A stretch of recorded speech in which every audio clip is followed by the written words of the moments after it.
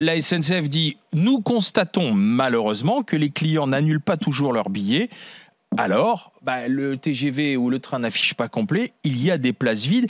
Les représentants syndicaux espèrent, disent-ils, qu'il ne s'agit pas là d'une petite manœuvre volontaire, si tu veux, destinée à laisser volontairement des places disponibles pour créer un peu plus de rancune vis-à-vis des syndicats. Monsieur Didier Giraud, 32-16 pour en parler avec les grandes gueules. Moi, je vais te raconter mon quotidien. Je ne connais pas le quotidien de tous ceux qui prennent le train, mais mon quotidien depuis un mois pour venir aux grandes gueules, c'est de trouver à la réservation des trains complets.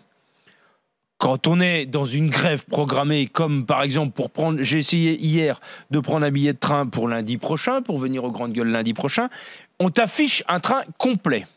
Donc tu ne peux pas réserver.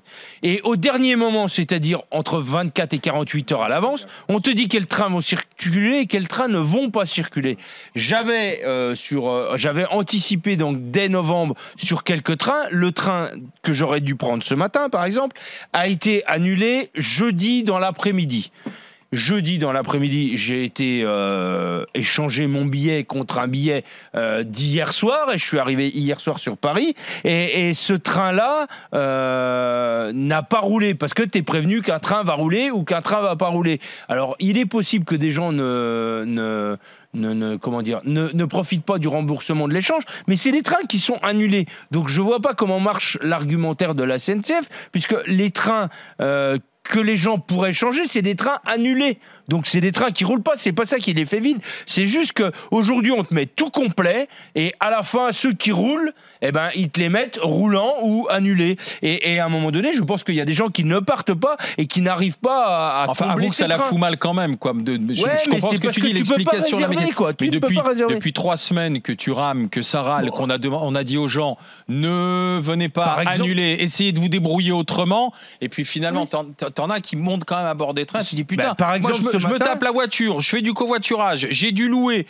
j'ai perdu mon billet de train et puis finalement mon train qui partait à tel endroit, il est parti, mais il y avait personne dedans. Il y a aussi de la désinformation. Par exemple, ce matin, moi au départ du Creusot, le matin, il y a un 6h22 ou un 6h52. Ce matin, j'ai constaté sur l'appli, il y avait un 7h14.